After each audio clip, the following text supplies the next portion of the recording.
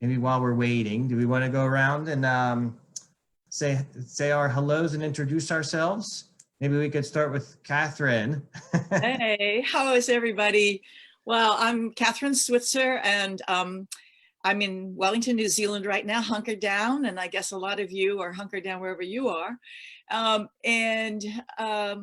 I heard that the Boston Marathon was postponed, I've decided to stay here in New Zealand, and I've run the Boston Marathon 9 times. So. All right, so how about Patricia or Pat? Do you want to go next? Sure. I'm Pat Winnicky from 261 Fearless Club Los Angeles. I ran the 2018 Boston Marathon with 261 Fearless. I love 261 Fearless. I love Boston Buddies. I love Vince's book, and I'm hunkered down as well. I'm so glad to see you all. Great. And then Rosie, how about you want to go next? Sure. I'm Rosie Spraker. I'm from Morton, Virginia, which is near the DC area. I'm the club director of the 261 Fearless Club DC Metro.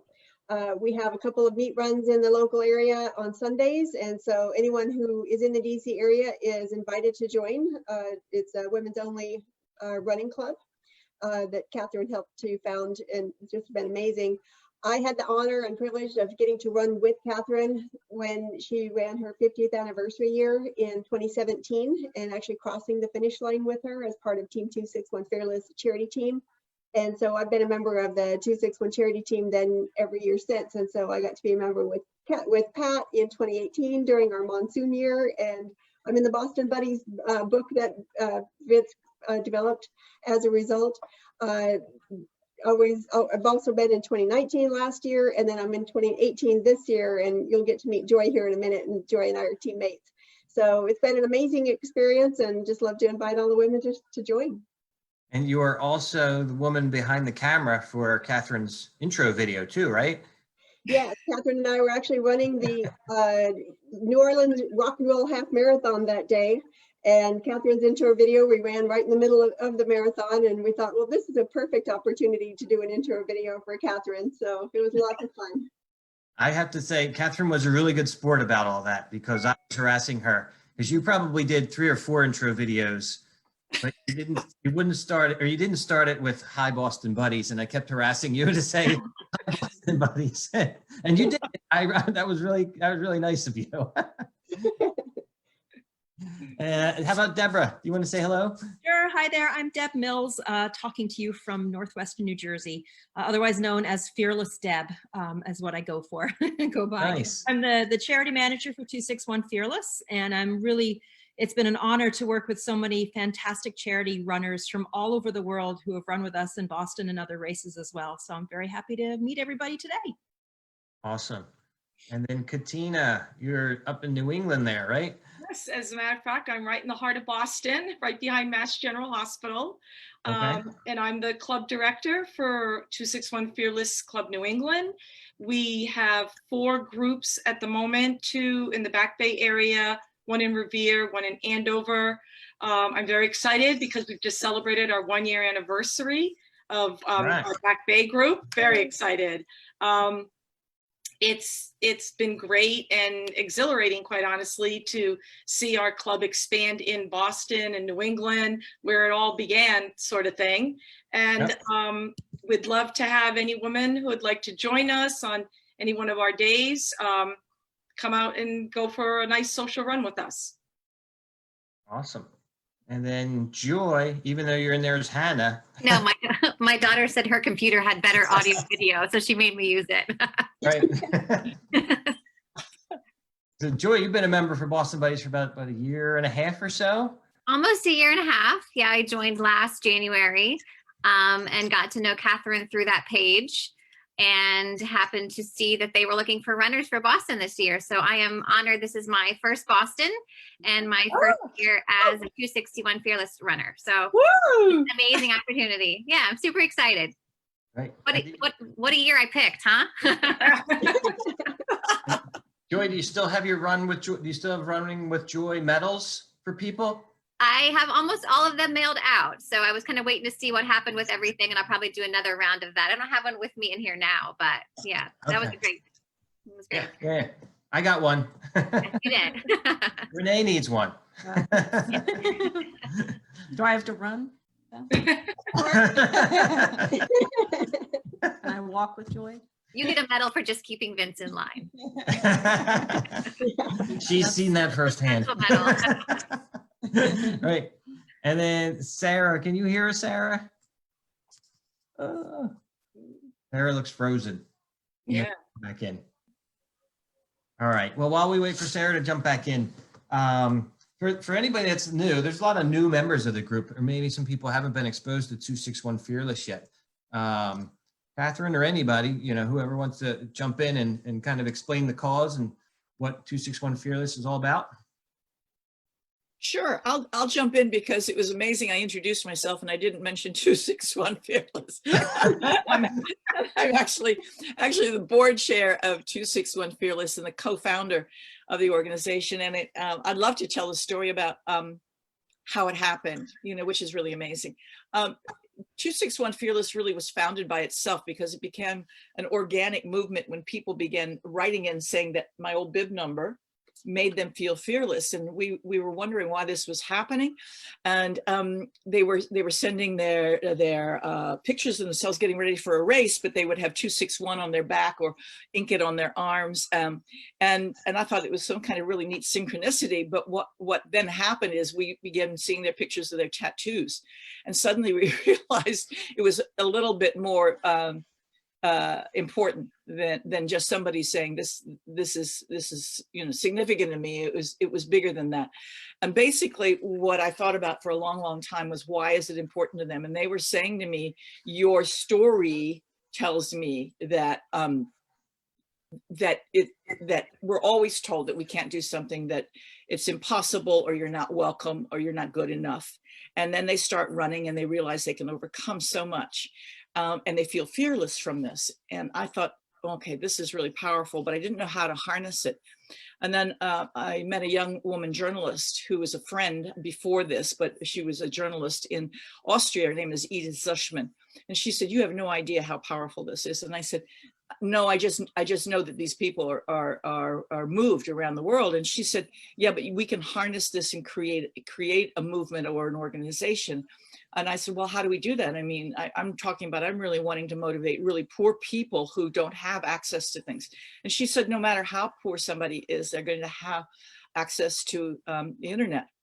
And we argued for a couple of years, actually, over this.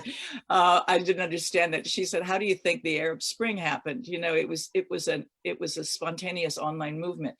And we can do the same thing with this. And we can touch these women, then get to meet them personally. So what developed was a nonprofit. We thought at first, should we do a business? And I said, I can't do another business. I cannot do another business. And in fact, I said, I can't even do this. I can't start another revolution. I'm too old, Edith. I'm too old for this. And she said, no. What we decided to do was start a nonprofit. The learning curve was absolutely totally steep. None of us had done this before. And we realized that what women around the world, in short, needed was an opportunity to move, just to put one foot in front of the other, like Pat said earlier, get out there, move, and have that sense of empowerment that we have, and that it is the empowerment that can really, really change their lives.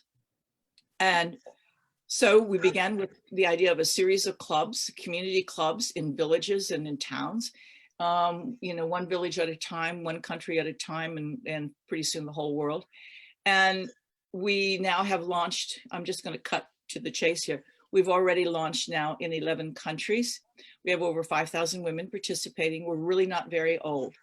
And the thing that gave us our huge kickoff, especially financially, I have to say, is the 2017 Boston Marathon, when I ran my 50th anniversary race, and we received quite a number of bibs from the BAA, and the women who ran for us on that team raised enough money to really launch us globally.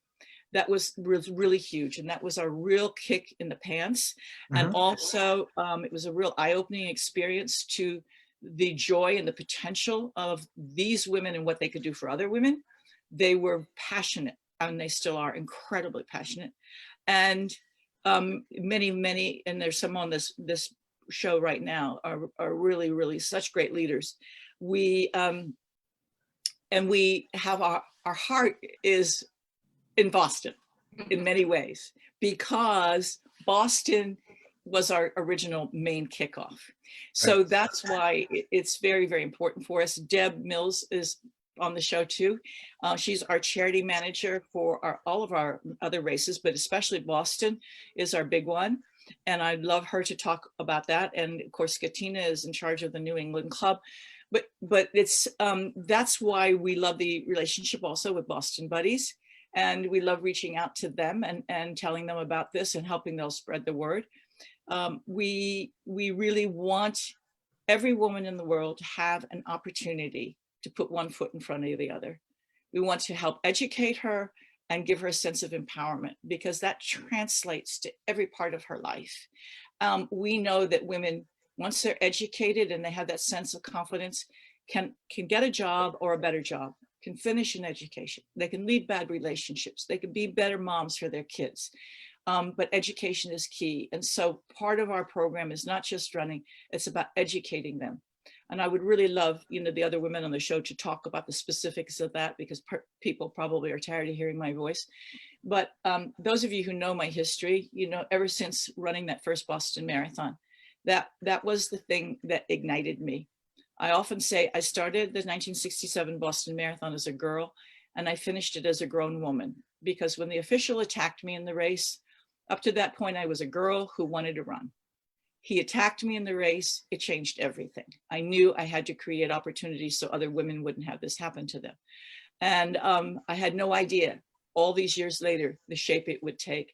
Helping to lead the drive to get the women's marathon in the Olympic Games, creating a global series of races, getting millions of women out running. But I think 261 Fearless is the thing that is going to really change the world.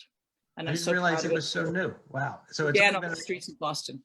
2017 was its first year? Is that? No, it actually began in 2000. We were incorporated in late 2015 and 2016. We were already, well, maybe we incorporated in 2016. Yeah, right. But 2017 was our first fundraising effort. So that is the event that put us on the map, essentially. We're growing up together. That was the first year Boston Buddies ran the marathon too, 2017. Amazing. Yeah. It was such a joyful, wonderful year. I think before we're totally on camera, Rosie Spraker was talking about having the privilege of running with me. Well, I must say the privilege was all mine, Rosie, because Rosie she sacrificed her race for me. Ran shotgun for me, did video, kept people from bumping me with selfies, and she was oh so polite to them. And I'm such a pushover, I'd stop for everybody. we figured out a system of get 6 feet in front of us and shoot backwards, and you get yourself and you get us. But honestly, it was the happiest day of my life. And Boston made it happen. Rosie made it happen. 261 made it happen. It was great. That's a great story. You mentioned the attacker on the course, Jack Semple, right? He ended up Jock, yes, the Scottish guy. Actually, everybody loves that because Jock, like jockstrap and J-O-C-K. But Jock is a Scottish derivative nickname for John, just like some of us say Jack, but the Scots say Jock. But he ended up being a pretty big advocate for women's running in the sport, right? Yeah, he and I were at daggers drawn for 5 years. Right. But then he had to welcome us into the 1972 Boston Marathon. He was not happy, steam coming out of his ears. Right. But then, like so many people, when he saw us run, he said, "They're serious. Like, we've been serious, Jock, for 6 years, right?" But he said he then understood, because you can't keep coming back and running a marathon, Boston in particular, without loving running. And he and his core loved running. And now he understood that women also could love. And finally, after that race, he and I actually became really best of friends. I was actually with him a few hours before he died. And we had some good words, but over those years, ensuing years from 72 to 88, when he passed away, we did a lot of speeches. We do the live version of shows like this together. Right. I helped him launch his book. It was a great relationship. That's I great. love telling that story because people have got to learn to forgive, and they can learn so much more from, if you can forgive and sit down and talk about it, you can learn a lot from each other. I agree. So Sarah, sorry, Sarah, we missed you earlier. You want to say hi and introduce yourself? Oh, hi. My name is Sarah. I am the club director of 261 Fearless Club Greater New York. So we have a few different clubs up and running right now, and hopefully a few more popping up soon whenever we can kind of get that started again. But I'm about an hour and a half north of New York City in Kingston, New York, and I Okay. lead a women's group here. Okay. And are you doing online classes or something right now? Yeah, so actually 261 Fearless, the global organization, is offering virtual workouts every Thursday at 7 a.m. and 2:30 p.m. Eastern time to kind of accommodate for different time zones. So yesterday, I taught both the classes. We're doing rotating for teachers, for like coaches and club directors. Yeah, I taught yesterday. It was about 20 women in the earlier one and about 30 in the afternoon one, which was really exciting. It's the biggest class I think I've taught. It was really, really fun. We had a couple women from like Panama, Costa Rica, one from Albania. So yeah. Where can people go to sign up? If they're watching today, where can they sign up? You can actually just go to 261fearless.org and it's on the homepage. You just click on the link and you can sign up. It actually signs you up for the recurring week. So if you sign up for the 7 a.m. one, it goes on your calendar every week at 7 a.m. on Thursday, which is really cool. Great. Yeah. 261 Fearless has a Facebook page as well, and we often post there the information about how to get to 261fearless.org.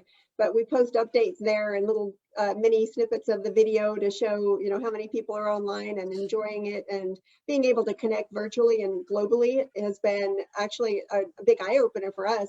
Normally our 261 clubs mainly meet locally, and we just have local in-person meet runs. But with this whole, pandemic, it's connected us globally, and we get to see people from other countries and work out with them at the same time. And Kathrine joins the 2:30 session too, so that's awesome.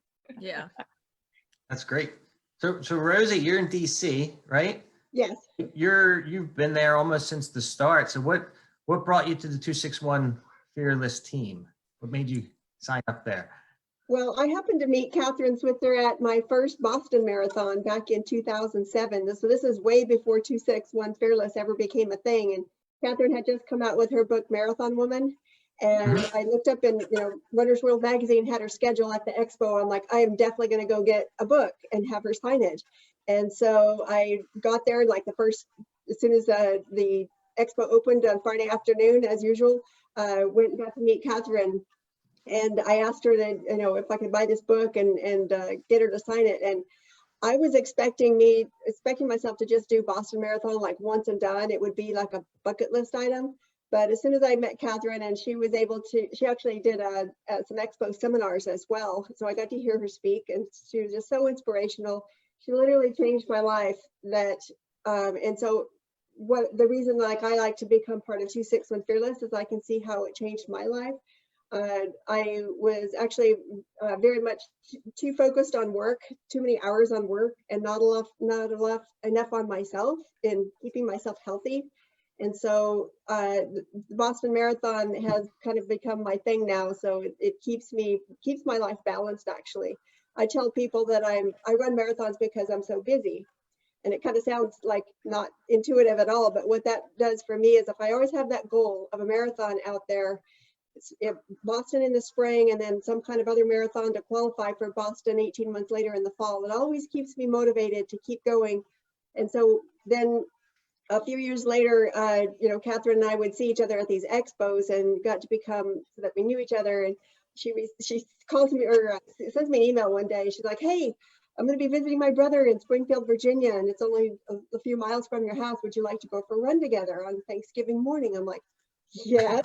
So I get to do a one-on-one run with Kathrine, and she starts to tell me all about this idea of women coming to her with this 261 number, you know, tattoos and running with it and how it makes them feel inspired. And I'm like, yes, I'm with them. I totally understand and I totally get that.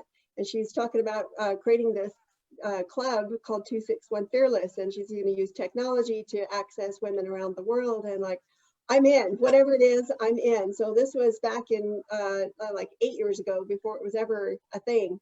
And so when they first opened up the opportunity to become 261 Fearless ambassadors, which was the kind of that first wave of how to launch the club before we ever became club directors, I was one of those. And then finally we started with the education program, became a certified coach, and started the club here in the DC area. And of course, like I said, I was also part of the charity team, and I've been part of charity teams in other races as well. We have Marine Corps Marathon, we have Chicago, we have New York, and we've done Berlin before in the past as well. So just so many reasons why I love being part of 261 Fearless. It's that connectiveness around the world as well as locally.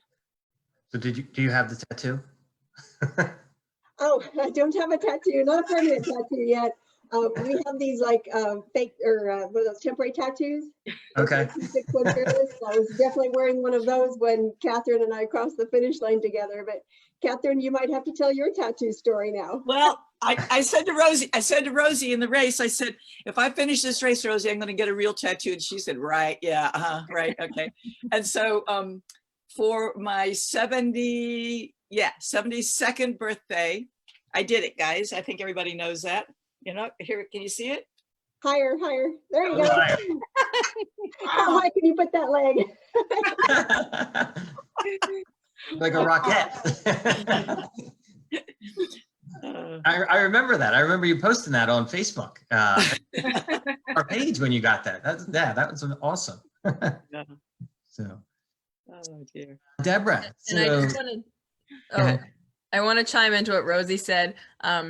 One thing that's really cool about 261 also, especially for people that are watching this, you know, we don't just do marathons. We're really, you know, about like, you know, just getting women moving and feeling confident in your body and making movement a regular part of your routine.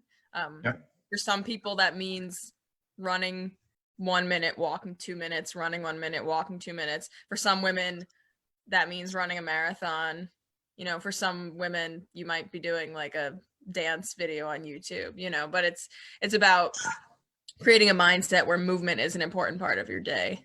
Right. So Right. I just don't want anyone to be intimidated if, you know, if you haven't run, I haven't run a marathon yet. So, and I love this organization. So it's really kind of fits all types of life, as long as you're interested in movement, basically. Yeah, I'd say that's probably extra important right now, just because everybody is stuck at home, and it's tough to get out in a lot of places. Just get up and move. Not go out and run a marathon, but just do some push-ups or do something. We've got a push-up challenge going right now on our page. 100 push-ups a day, although I haven't made it to 100 push-ups yet. But yeah, we've been trying to do things. Vince, Yeah. Vince, so Yes. so have you had to run Boston to be a Boston Buddies? No, not at all. Anybody can join us. Great. Oh, okay. You know, there's only one requirement. You have to be a nice person. That's all. If you're a nice person, anybody can get in. There's plenty of people on our page that have not run Boston, or they're striving to run Boston, or they're looking to be motivated to run a race. We've got about 10,000 members. Definitely not all of them have run Boston. So we accept everybody. And we especially like the charity runners too, because I was talking with Dave about this yesterday, Dave McGilvray, and he was talking about being a marathoner, that the hardest thing to do is sign up for the race and commit to, showing up at the start line. And then I was saying, yeah, it's especially hard for a charity person, because they have to do that run, but then they're also committing to $10,000 or however much, and it's their money if they don't raise it. So I was in that position a couple of years ago, and it takes a lot to commit to raising that type of money. Absolutely. Yeah, absolutely. Yeah. on that note, Deb, why don't you sign in on how you're dealing with our team for Boston now that they've had to postpone, especially? Well, first I have to introduce Max. I love it. Max likes to be the center of attention. So he's actually a failed seeing eye dog. We raised him as a puppy, and he didn't make the cut at the seeing eye, you know, as a guide dog for the blind. So he's back here with us, and he's a big part of our lives. So he's also been featured in several Fearless videos, I think. So Awesome. yeah, so charity running, it's from my perspective, I came to 261 just after it started, actually, as we were just getting off the ground in 2016. And I met Katina and Rosie at our very first Train the Trainer in New York City. And we've been bonded ever since from that weekend in New York. I was at that time, how I came to 261, I was at a very, very low point in my life. And I remember standing at the finish line of the New York City Marathon that weekend with Rosie, and we were actually standing underneath Kathrine's banner at the finish line. I was featured there as, you know, as a past winner. And we stood there, and I just burst into tears watching everybody come across the finish line and said, this is my tribe. I found my place. I found where I need to be, where I want to be, and where I'm at home.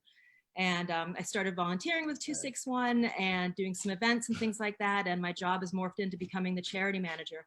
It's a job I never thought I would ever have, but it's been one of the most rewarding times of my life because I get to work with incredible people from all over the world. One of my most memorable times is actually talking to Pat, there, Pat on our screen, when I offered her a place on our 2018 charity team for Boston. She, like many others, cried, burst into tears. I can't believe I'm going to run with 261. So it's an incredible experience to give the opportunity to so many people who have like big dreams and big ambitions and thinking things like, I don't know if I can do it. I don't know if I can raise the funds. I don't know if I can get through Boston, but I'm going to try. And we really form a cohesive team from start to finish and get to know each other. And I tell you, that year 2018 was quite a year, and all of our team members finished, and it was just, as a charity manager, one of the most empowering days of my life to see all of these men and women from all over the world who had worked so hard and get through that, you know, that monsoon, that deluge, that storm, and finish upright with smiles on their faces, you know? Right. So, Yeah, I remember reading Pat's story. Pat, that was a really gutsy performance, 2018. That was so impressive. Just your backstory, and then you ran and in that weather and everything, and you just hunkered down and did it. Like it was terrifying, to be honest with you. As you know, I'm an Angelino, Los Angeles. I trained in 70 and 80 degree weather. I don't do snow, let alone what was out there going on. I started to get more and more terrified every time we looked at the weather. My husband keeps looking at the weather report, and I said, don't look at that anymore. It's getting worse by the second.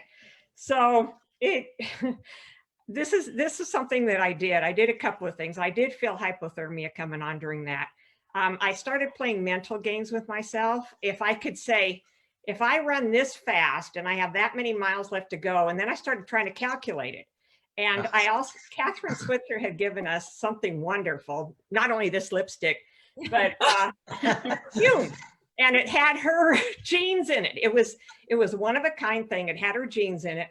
And I just loved that. And so I had it all over me, and I just kept taking whiffs of it the whole way. And it was very empowering. Plus, as Fearless Deb said, when she called me around Christmas, I said, oh my God, Santa Claus is real. And I'm crying. And I was supposed to be interviewed, I believe, for that position, but instead I just assumed I had it. So I said, oh, thank you so much. This is just wonderful. So there was no way I could fail, Kathrine. I mean, if I had to crawl, you know, and we have a shirt that says that. We have a shirt that says, if I have to crawl on my hands and knees, I'll do it. Mm-hmm. I was going to do it. And at about Heartbreak Hill, I was again feeling the hypothermia coming on. And somebody on the side of the road said, 261 Fearless. And it boosted me. Because I was able to, I had my team shirt outside of my 3 layers of jackets, and you could see it. And he looked right at me, and I looked right at him, and it was just It was the most awesome experience of my life. And truth be told, I had never been on internet and Facebook and Instagram and all this stuff. I had to learn all that stuff just to start this. Right, That right. was, like Kathrine said, at I think I was 67 at the time. That was not on my to-do list. But Right. I'm so glad I did. I love it. I love our weekly Thursday meets, you know, where we work out. I've been sore every time we had one. I highly recommend those. 261 Fearless just changes lives. That's all I can tell you. And Boston Buddies too, Vince. I can't thank you enough for all you do. I love your site. I love that you're still bringing people on. I congratulate them. I welcome them. I'm so happy to have them. I love to see these things with Emily Morley and Jean Dykes and Yes. the Yes. push-ups. I'm looking at you guys doing the push-ups. I'm not taking that challenge, but I might. Yes. So what number marathon was that for you, 2018? Oh my goodness. I probably have done 20 or more. And as you know, I walk the 20 miles every week. Yep. It could have been like 20, and my time wasn't that bad considering all those things. I mean, I think I did a 6:03 or a 6:08, and at my age, boy, that's burning that baby. In that weather. What kept me going was I was afraid to slow down. I was afraid to get hypothermia. So as much as I could keep running that as fast as I could, I said, I have to do this. And then Right. I would start walking again and slogging around and all that. And but I just said, I got to keep moving or I'm going to get hypothermia and blow this. Right. It And you was did it was just the most awesome day in the world. I can't tell you. Thank you for publishing my story. I still say that you know, the harder it is, the more we'll bond. The Oh people yeah. in it that year. Oh yeah. I draw on that all the time. When I'm saying I can't do this, I go, well, you did that. So shut up. Right. So Katina, how are you doing up there in Boston? Doing great. In about 10 minutes, I'm going to walk out on my balcony and going to cheer and clap for all the healthcare workers. Just so if I cool. step out for a minute, that's where I'm going to go. Are they going to walk by you? No, well, you know what? I see a lot of the doctors doing the shift change at 7 o'clock at night. So Okay. I think maybe that's why they kind of pick 7 p.m. every Friday in Boston. We just clap for everybody. So we actually get to see doctors and nurses coming out of the hospital, and it's great. It's a great community thing to do. Bring your laptop out. Let us see what's going on. We'll all cheer for you. I'll bring it out and you Cheer can for them. hear everybody clapping. Absolutely. Yeah, that's pretty great. Yeah. But I, similar to Rosie, read Kathrine's book, Marathon Woman, and then started to follow Kathrine, and then little by little learned about 261. And back in 2016, went to the first Train the Trainers session to be a coach, met Kathrine and Deb and Rosie and some other wonderful women who are not involved with 261 now, but we're still wonderful friends. And at the time, I didn't pursue a club. I was living in Connecticut. A lot was going on in our personal lives. And then we moved to Boston. So in the end of 2018, Edith, I kept in contact with everybody. Edith approached me and said, you know, we really need to get Boston off the ground. Do you want to help? And I said, absolutely. I believe in the mission.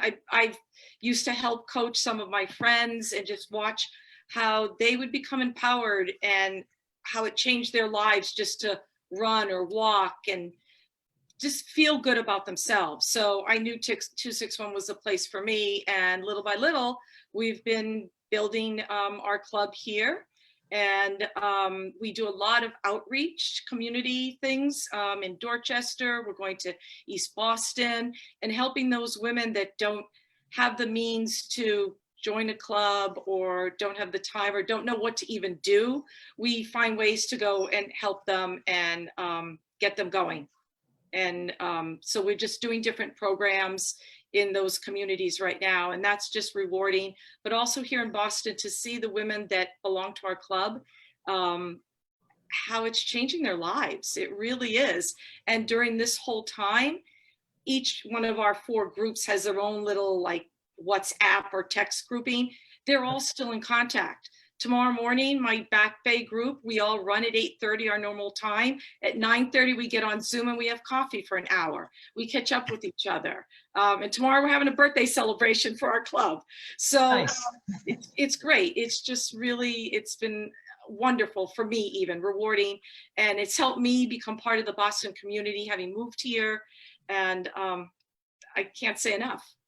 And anybody they can just go to 261fearless.org and sign up. If you go to 261fearless.org, there is a tab for clubs. And if you look under Massachusetts, you'll see Club New England, and then it lists each one of our 4 clubs. So you can see our meeting times. You can just, my club email address is on there. You can always reach out to me. But all the information is on that main website. And then my club, New England, has its own Facebook page too. Gotcha. Great. Yeah.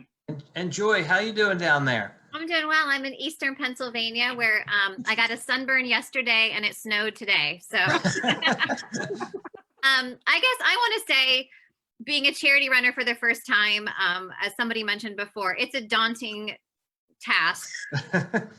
That this brain, and when you're hearing what's happening, you're thinking, is this really possible? Can I do this? And for anyone watching that is considering the charity route, go for it. I have zero regrets. The support you will get and becoming part of something so much bigger is the key here. I feel just when I'm running, I imagine when I start to slow down, I imagine the 261 Fearless people supporting me on the side and seeing my number, and that gives me goosebumps. And you're just part of something globally right now, and it's an honor to raise money for them. The thought of, can I raise that much, just goes to the side, and you just do it. It just happens, and you become so passionate about it. It's been a beautiful experience. Yep. And it's dragging out. I even have a really longer experience now. So Michael Young has a vested interest in you actually finishing this year too. He does. So Michael Young from our Boston Buddies page in Australia, a big leader on our page, took me under his wing last year. I was in a dark place in my life, became a fatherly figure. And last summer I was heading out for a long run and opened my mailbox, and I'm not going to cry. Michael actually mailed me his 2018 Boston medal as good luck, with his card saying that I was to hang on to that until I had my own Boston medal. It's beautiful. I have it actually right on my dresser. I see it every morning. So I was actually trying to qualify last summer. I had an injury flare up and was not able to qualify. And I think that was God's plan all along, that I was not supposed to qualify in September. I was supposed to be part of this. So it's been an incredible opportunity. Great. Yeah, Michael's in Australia actually. He's not too far from you there, Kathrine. Oh, that's 2,000 miles. Closer than here. Right. No, he's great. He is a really good guy. He's our level-headed guy. Whenever we need to get in line, he puts us back in line. He does. Joy, that is an incredible story that Yeah. he sent you his medal. Yes, it's beautiful. I think all of us on this program are pretty generous. I'm not sure I'd be able to do that. And to mail it across the ocean too. And I mean, did he insure it? Actually, it's so funny. I think I have the envelope in my desk right here. I hung on to it. That's amazing. Amazing. So when I run now and, you start to feel defeat and I've had some injuries flare up, you imagine these moments waiting and the moments of meeting, I'm going to cry, meeting all of you in Boston. The moment that night on that Monday of giving Michael that medal back and having that around my neck is just, I can't even, it gives me goosebumps. So are you going to do that at the 261 gathering? Because we'll make a celebration out of this. This is well, I won't have the medal, my own medal yet. So I'm supposed to give his back when I'm wearing mine. So probably, I guess, the night at our after celebration, possibly. Yeah, that's what I mean. We can do that. So Deb, we need to invite this guy, put him on center stage. An honorary 261 woman. Yes, he's been a great supporter, very great. So, and the Boston Buddies page has been amazing to charity runners. I think someone mentioned before, do you have to run a marathon or run Boston to be on Boston Buddies? I have not run Boston. This will only be the 3rd marathon of my life. And I'm an active member on Boston Buddies page. I've become a better runner, a stronger person with the support of everyone. So it's amazing. What a wonderful story. Yeah, That's thank you. great. Thank you. So Kathrine, I think you may have seen the interview today with Jacqueline Garou, and that we were talking a little bit about the aftermath of 1980 with her. And you were a big part of that history as well, because you were riding there next to her in a car, basically broadcasting 1980 when she truly won. And you basically were kind of the one that broke the story where Rosie might not have won. And I watched that Boston documentary, and it's just such an interesting story. I don't know. Yeah, it's amazing. Vince, before I tell that story, one thing I just want to track back to Joy for just a second, because this is really important. What she said about women giving back is so phenomenal. And that's what we do, of course. But what she's saying is now she's meeting other women for the first time, and other people who are giving back and sharing. And what we are also trying to do with 261 Fearless is to impress on women to take the responsibility of giving back, that running has given us so much in our lives that we really kind of owe it. We need to pay it forward to other women. And so at Boston next year, at the expo on Sunday at noon, we are going to be having a big panel discussion in one of the seminar rooms, the John Hancock Expo seminar rooms, the big room there. And our panel is Game Changers, and it's called Women Who Give Back. And we're going to have some really outstanding women, including Jackie Joyner-Kersee, who fabulous athlete. Now she's giving back with the charity she has created. Ashley Wheeler, who is head of the charity program for John Hancock, etc. Edith is there. I'll be there. Joanne Flaminio is going to narrate, MC.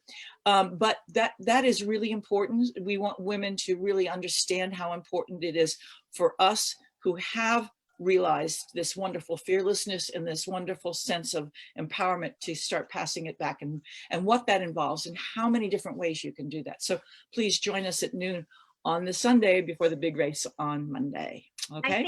I think the women that you've encountered through running and through 261, everyone has a story.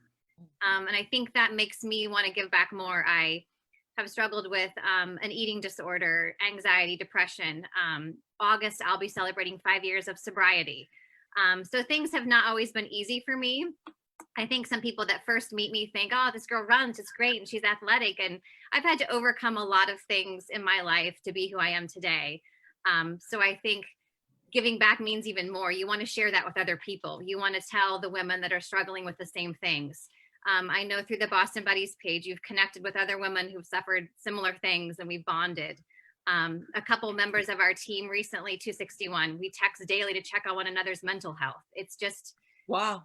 There's so many layers. How I think Deb, you said in an email to me when we talked to how all the layers of our life can come together through running. It's just a beautiful thing. Yeah. And we found so many friendships too through 261, through our charity runners, women who started running with us back in 2017, our very first race in Boston. And now they're running all over the world together, and people have just really formed such great bonds with each other. And we really are like a global family, men and women together, our charity runners. And it's a special thing, and it gives everyone so much joy and really a support system. And it's not just about running marathons. It is about just taking those steps, whether it's, in self-confidence or overcoming things in your life. And that's through our clubs as well. Some women, I have a club in New Jersey, and one woman, she ran for the first time. Like she said, I just ran for 10 minutes. I never thought I could do that. And what else can I do with my life? And that is the whole mission of what 261 is about. Yeah, one of the best cures for hashtag, they're running with joy. Yeah, I know, everybody. I actually think about that now when I'm not running. I'm thinking joy is my teammate, but I'm also running with joy and gratitude that yes, we are in this terrible situation, but I'm still able to go outside and I'm still able to run in the woods and just be grateful for all the things that I have. So I love your running with joy. I think of it often. Thank you. Yeah. One of the And best in fact, I have enjoyed so much seeing everybody on the Zooms when we're doing our exercises together, because all of a sudden I realize, I'm all the way in New Zealand, and I'm seeing my friends from Albania and from Austria, and Deb there in New Jersey. And it's, I come away from that with the same feeling that I do when I go with my group on Tuesday nights in Kingston, okay? And it's really great. I would really like us, even though when this is all over and we're back with our groups, I would really like us to do this online, continue this meeting like this. I think it's very, very valuable to connect internationally. Absolutely. Yeah, it'll be interesting to see what people do once all this is over, because we're just experiencing things differently. We have our little one, our 4-year-old, and her grandmother will read stories to her now through Zoom at night, which we never did that before, because it was like, oh, we could always go see her. Now we can't see her. So I think that's something that we're going to keep up, like having the grandparents read to the little ones through Zoom. It'll be interesting just to see what else comes of this, that habits that will change from all this stuff. I did an interview last week with an elementary school teacher. And what he does every night at 7 o'clock, he puts on his pajamas and a sleeping cap, looks like Santa Claus hat. Yep. And he reads bedtime stories to his elementary students. Yeah, that's great. I mean, I think that is so fantastic. I mean, I think that's even noble. It's just amazing. Yeah, I agree. Yeah, it's just, what, we're going to get through this, and we'll figure out ways. We'll figure out ways to be social. Like we've said, it's physical distance, not social distance. We're being social right now. We'll figure it. Yes. Do you want me to go back to the Jacqueline Garreau question? Yes, sure. She was great, by the way. I loved the interview. She was great. She was so bubbly. If you haven't seen her interview, check it out. It's on the announcements section of the page. She sat with me for like an hour and just talked about life in general. And she has such a positive attitude about everything. I loved it. She always was a wonderful, wonderful woman. And she and I knew each other before that race in 1980, because I was organizing a global series of women's races called the Avon International Running Circuit. And we had a whole series of races also in Canada. And so she was running with us up in Canada.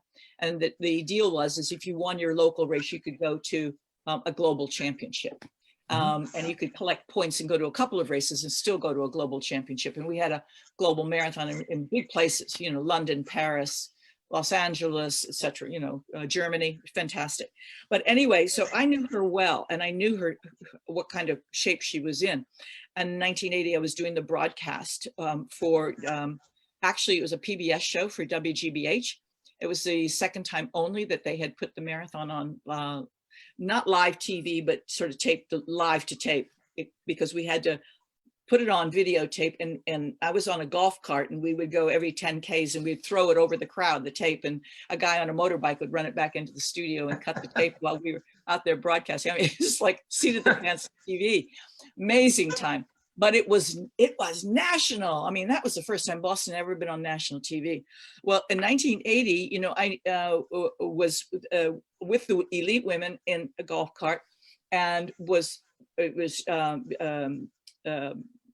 Patty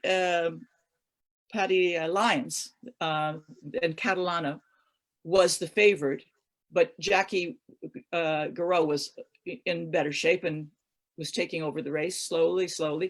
And it was quite a dramatic event. And along about just over Heartbreak Hill, Garreau really broke through.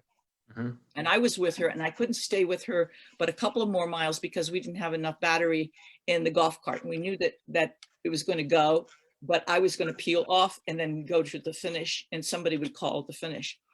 So I was with her, and I dropped way back. And I came back up to her and I said, there's no way they can catch you if you keep this pace. I know I shouldn't have said that, but I can say it now all these years later, because that's illegal assistance. But she said, am I the first woman?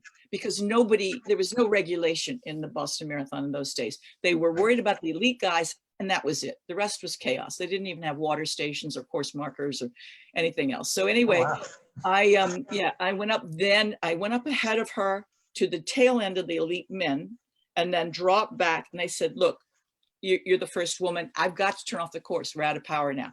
So I turned off the course and very confidently walked to the finish line and to the production truck to look at the the tape of the finish, because I was furious with them the year before. They had missed Joan Benoit winning the race because it was wet and she was tiny and skinny and had on a baseball hat, and they couldn't figure out that she was a woman, and they missed her, and it infuriated me. I said, so this is what you have to look for.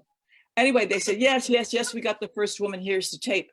And all of a sudden I saw Rosie Ruiz coming down the finish line, arms flailing, and I screamed, I said, who is that? And they said, that's the winner, Rosie Ruiz. And she had a high number. I said, it can't be the winner. I was with the winner. No, that's the first woman. And I saw the laurel wreaths go on her head. I said, no way, no way. And I said, oh my God, what am I going to do? And I ran back to the truck and I grabbed my cameraman, and he was Japanese. He didn't speak any English. And I said, you got to come with me, get the camera, come with me. And he said, no tape, only this much tape. I said, that's enough tape. Let's go, let's go. So we went down, pushed our way through the crowd, and went down under the Prudential Center into the garage. And it was chaos. You know, all the officials were arguing. Fred Lebo from New York was screaming. And I said, who is she? Who is she? She's from New York. You would know who she is. He said, I've never seen her before in my life. I said, how could you not see her before in your life? We know every woman who runs in New York City. He said, I've never seen her before in my life. She's a fake. She's a fraud. Well, I went up to her. Nobody was talking to her. I grabbed Rosie, held her by the arm, and interviewed her and asked her all these questions about her run. And it was honestly like a comedy routine. I would ask the question and she would give me some weird answer. And one of the questions was, I said, you just ran an American record. And she said, really, what is it? And I said, I said, well, that's what the time is. And she said, oh, and I said, so what kind of training are you doing to do that kind of time? Because I've never seen you before. She said, I run 40 miles a week. And I said, oh my God, you can't run 40 miles a week and run a 131 or whatever she ran, 231. And so she said, oh no, I run every day in New York City. Well, I ran in New York City and I knew every woman who ran in New York City. So I would have seen her. Then I said, okay, you must be doing incredible intervals if you're doing only that kind of mileage. She said, you're the second person that's asking me that. What are intervals? Right. So anyway, right. with that, we ran out of tape because the cameraman said, that's it. Okay. So I went all hangdog back to the studio, and I said, I screwed up. She wasn't there. What can I tell you? But I can't say she's a fake. Well, by this time, the ticker tape was all coming in, and they were reading it and saying that a fraud, a possible big violation of the Boston Marathon. And they ran that interview, and that was really, really an important interview in terms of unmasking her. Mm-hmm. And they went back out, and everybody threw in their cameras and showed their pictures. And somebody actually had a picture of her stepping in there at Kenmore Square and running. And, when I saw Jacqueline next, I said, oh God, I'm sorry this has happened, but who is to know? Now, right. Of course, even today, it's hard to keep a vehicle with the athletes when they're going through Kenmore Square. And that's one reason why two things really important happened with the Boston Marathon. They took course measurement and banditing really very seriously. And the second thing is they took women seriously. They hadn't taken women really seriously. The first woman, yes. Okay, the rest of them, who cares?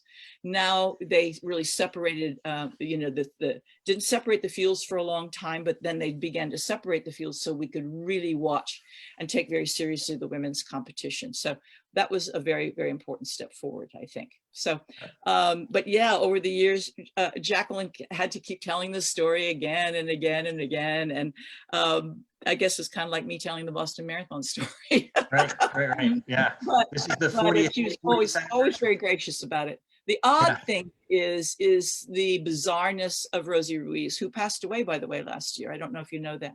Yeah. To her end, she always said she ran the Boston Marathon. Yeah. And wouldn't give back the medal. So. Well, this is the 40th anniversary of her winning it. So she was contemplating going. She wasn't sure when I talked to her today. She wasn't sure. So we gotta get her in there somehow. We gotta get her to do it to run that one last marathon. We were trying to, or at least I was trying to convince her. We'll see. Maybe you can convince her.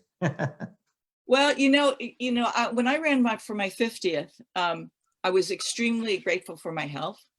And it could be that she had a longer competitive career than I did. I mean, I ran all my life, but I didn't run 100 miles a week, except for a number of years. And she kept, you know, she was in very, very high level competition and national championships, and I think even Olympic trials a lot and things like that.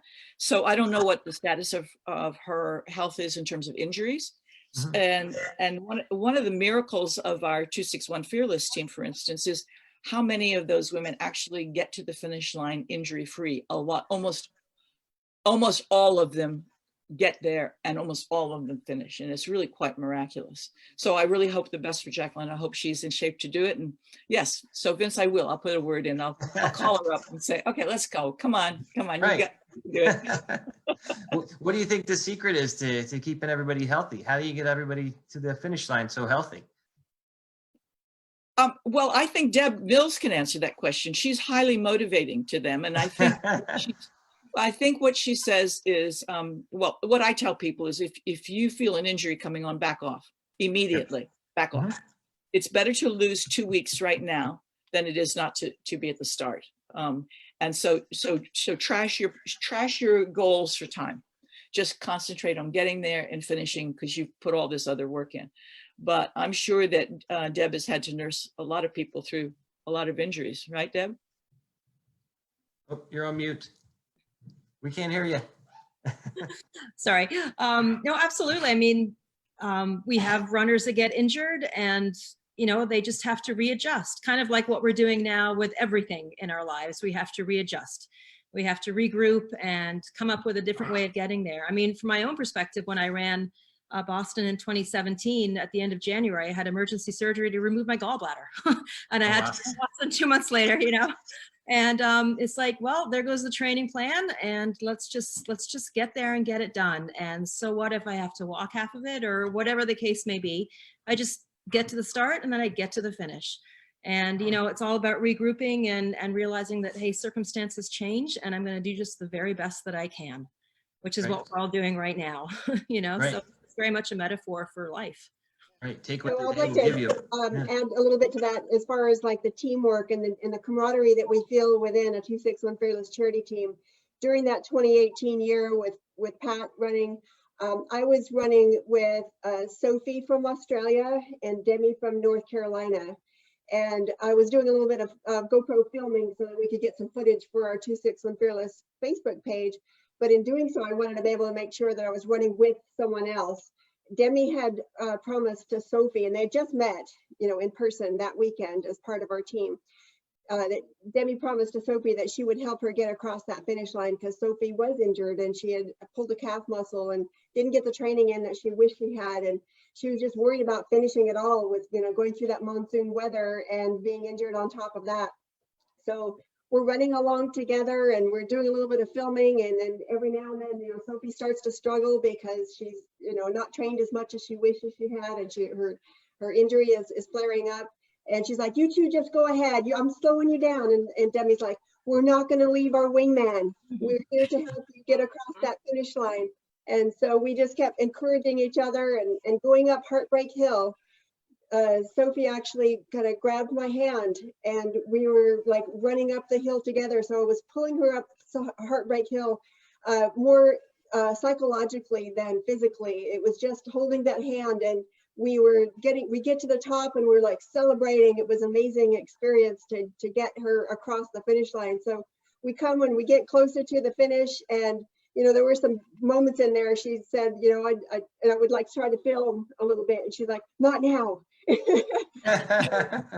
But then, you know, we realized we're starting to get close to the finish line. You do the right on Hereford and left on Boylston, and the entire Hereford Street was completely lined with the rain ponchos. Everyone just was taking them off because they wanted to run down Boylston Street, and, you know, the photo finish and all that. So it was really slick through there, actually, and kind of dangerous. So we decided, yeah, we'll pull ours off too. We had 5 layers of clothing on, plus the rain poncho, thinking that you're going to pull some layers off, you know, eventually in the rains. Well, we never did. It was just cold and windy and rainy the whole time. So we make that left onto Boylston Street, and it was just, the crowd is going wild, and we're like amazed that there are even spectators out there in all that rain. We're running down the Boylston Street. And Sophie sees the Australian flag, and she was the only one from Australia on our team that year. She wraps herself around in the flag and goes, Aussie, Aussie, Aussie. And then we take off and we're headed down and we're like filming the crowd in the bleachers just before the finish. And we come to the finish and I've got the GoPro out to the right and I grab Sophie's hand and she grabs Demi's hand and we come across the finish line, all three of us together, arm in arm. We literally come across that finish line and then just kind of melted into each other's arms with tears. And it was such an amazing experience. So even though she was injured, she was still able to make it. And that made it for me one of the best marathons ever. It wasn't about me. It was about the team. It was about getting other women across the finish line. And we are still bonded today. And now whenever we get together, we saw each other in New York City at the marathon last year. And we had to do our recreation of that photo line finish of us coming across.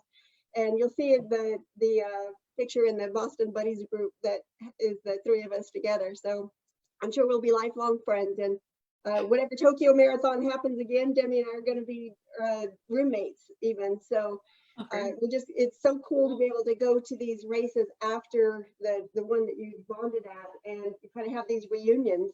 So you're always meeting new people and seeing your old friends all at the same time. And it's such a life-changing experience. Every time I run the Boston Marathon, it's another life-changing experience. Yeah, that's true. It's like Pat said, you can look back on those days and you can sit there and say, hey, if I can get through that, whatever I'm going through right now, I can get through today. Yeah, True. Yeah. and that's one thing we find with 261. Like, you're never alone. You're never alone. You've always got someone. They might not be there with you physically, but you're never alone. And it's the real team spirit that we have. That's something I try to build within the Boston Buddies community. Is that's why we try and do intro videos. We ask people to do intro videos because the running community is a little different. It seems like, a lot of runners, they started running when something happened in their life. Something, traumatic or something like that might have happened. And that's what started their running. Personally for me, I went through a divorce, and that's when I started running, just to kind of cope and get out of the house. And that's really what got me through it. But there's so many other people in the group that might think they're going through something alone, or it's something that you don't really talk about online or, with people. But we found that for whatever reason, people during those intro videos will actually tell some of the personal struggles they're going through. And then those people will usually get a flood of messages or personal messages of other people that have gone through the same thing. And they're saying, oh, thank you for saying this. I've gone through the same thing. And, then they become lifelong friends as well. The running community is just very different. That's why I love this group. I love what we do. And I hope that we can keep this up and keep things interesting and keep the content on the page. Like things like this isn't just another reason why people come to the page, and, hopefully we can make more connections and get more people across the finish line. I have to say, this week with all that's going on in the world, and I was laid off work, which is working out fine. I've got another job I'm doing. I'm also got a senior in high school that's missing his senior year. I'm looking to sell my house and move, and it's a lot of new things going on. And I had probably my lowest day in all this yesterday. And I got a text from one of my Boston buddies from California that said, go check your mailbox. And I'm actually wearing this right now, a necklace about support during times of transition and change, from a Boston buddy who I've never even met. Wow. Last week, I actually got a tabletop book with an inspirational book from Libby in our group too. So, I mean, women that I don't even really know, but have become like dearest friends. So it's a supportive group. It's amazing. You're going to cry again. I have not cried yet. Yeah, that's just something that kind of happened organically. Yeah, Yes. runners just kind of did that for each other. Yeah. Yes. It's been very lucky. So, Vince, one thing before we close, I really want to say is that you said the running community is so fabulous in general. Yes, absolutely. But it's even bigger than that. It is a world example, particularly right now, for inclusion, diversity, respect, equality. Throughout running, men have been very, very, very helpful to women runners. Men runners have been very helpful to women runners. And I often think about the other sports in the world, you know, soccer, basketball and stuff, women's sports are struggling to catch up. Running has always been equal. And when we went with prize money in running, the women got equal prize money right away. The equality was always there. Even in that first Boston Marathon in 1967, everybody remembers because Jock Semple attacked me in the race, but the men in the race were wonderful to me. So I just think that right now the world is in such chaos that we have a really very simple, wonderful example in what we're doing with running and what you're doing here and what we're doing with 261. Which is we don't care about gender or your income or your age or your size or how slow or how fast you are. We're in it together. We're motivating each other. We're supporting each other. And that's a great example for the whole world. Yep, that's a great message. That's, as Marty Clark keeps saying, we're going to be stronger together. Right. As long as we're together. Yeah. I appreciate everybody. This went over a little bit longer than we had planned. Thank you for bearing with the technical difficulties and stuff. But also thank you for joining me tonight. And just want to make sure everybody has the information that they need. 261fearless.org is the website, right? They can go there. They can find a local club potentially, and they can also sign up for the Thursday classes at 7 and 2:30. Is that correct? 7 a.m. and 2:30 p.m. Eastern time. Yes. Okay. And then Joy, you're going to open up registration for your virtual race Run with Joy again, right? To get more medals? Coming up soon. I've got lots of free time now. So yes. All right. Well, thank you, everybody. I appreciate it. And Thanks, Vince. have a great weekend. And again, thanks you for your time. And Be thank you for fearless. being at Boston Buddies, Vince. Fearless. Bye. Bye-bye. Bye. Thanks, Vince.